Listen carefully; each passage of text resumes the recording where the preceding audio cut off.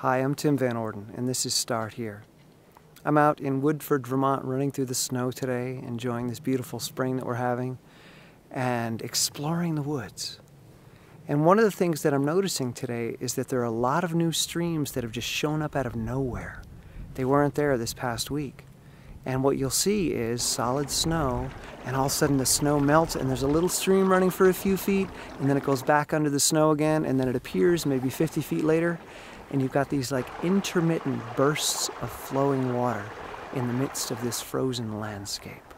And it reminds me of the human condition, the winters that we go through in our own lives, which is one of my favorite topics to talk about. Shall I compare thee to a winter's day? Anyways, I'm looking at these streams coming and going.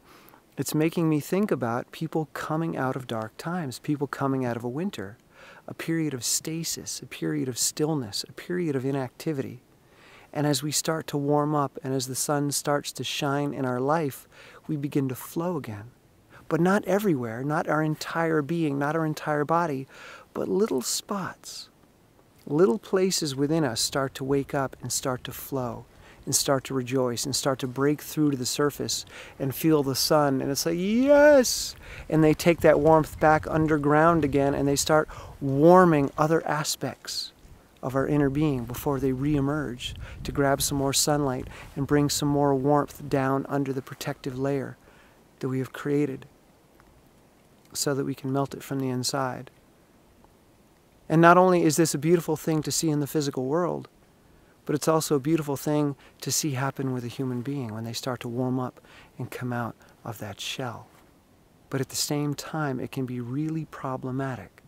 So one has to be careful. People on the outside think that depressives are just being lazy, they're being melodramatic, they're doing too much navel gazing, they're simply just being babies. Get over it, cheer up, come on, move your body, let's get going. But it's not that simple. Just like the water that's all around me right now can't flow. It's locked. It's in a state of stasis. It's going to take a while to get all this water to turn into liquid and to get it to flow. We can't just change it overnight. I can't yell at the snow and say, come on, just start flowing. Turn into a stream. What are you waiting for? Why are you just laying around doing nothing? Start flowing. Get over it. It's spring already. It's been spring for 3 weeks. Come on, people. But what people outside of depression don't understand is that there's a phenomenon that occurs in the brain of someone dealing with depression called psychomotor retardation, where it actually becomes more difficult to do physical activity. When someone is not depressed, engaging in physical activity is mentally easy and physically easy. But when they're in a depressed state, it's not only mentally challenging, but it's much, much, much harder physically to do that same activity, even if it's a minor activity. Even if it's getting out of bed and brushing your teeth and taking a shower. That simple act can be the equivalent of running 10 miles when you're depressed because of psychomotor retardation. It can take people a while to warm up, just like the flowing water. It starts with one little piece at a time. A little spot melts, grabs some sunlight, brings that warmth under, starts melting some more snow. It takes time. And it's not easy and it's not simple. When we go into a depression, when we're on that downward slope going down, down, down, down, we're generally feeling quite pessimistic and we're looking at the world around us and it's not supporting us, it's not facilitating us.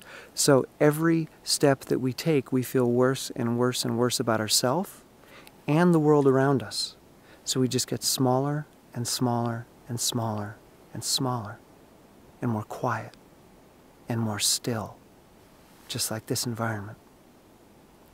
But when we start to wake up, when we start to flow, when our psychomotor resources start to come back online and our body is able to engage again, this feels really good. We're waking up. We're like, yes, spring has arrived. And we want to go out there and take on the world. We want our life back. We want to reclaim our position, our status, our happiness, our friendships. We want it all back. And just like spring, the weather may be warming up, but it's still dangerous. You could still die of hypothermia out here. You could still freeze to death in this environment, even though it's spring, even though the water is flowing. you still have to be careful. What psychologists have found is that when people start to wake up out of a depression, this is actually the time that you need to worry the most about them. This is the time where most people commit suicide, not when they're going into the depression, but when they're coming out of it, when they start to flow again. Because we're looking at what we want to be, we're looking at what we could be, we're looking at what we lost, we're looking at where we should be, we're looking at what we want, and we don't have the resources yet, we don't have the full flow yet to go get it. So we want to engage in the world, we want to engage in our old life, we want our friends back, we want our job back, we want our money back, we want our status back, we want it all back. But we're not ready yet. We haven't fully melted. We haven't fully thawed.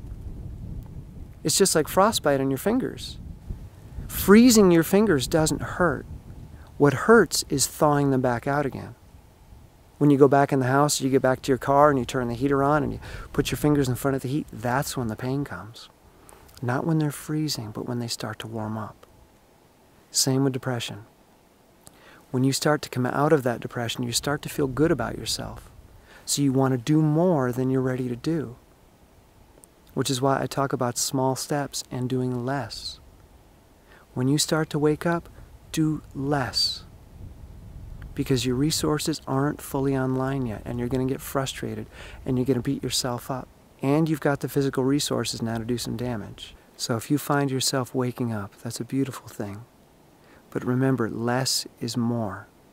Wait for all the snow to melt. Wait for all the water to dry up. Wait for the mud to go away. Wait for those first blossoms to start to show up and that green grass to start to sprout. Don't do too much too soon. You're not ready yet. I know you want to, and I know you want it all back right now, but you've got to take your time. You've got to wait for your body and your mind to come fully back online before you can start taking on big things again. Okay? So try to be patient, and remember, small steps will get you there.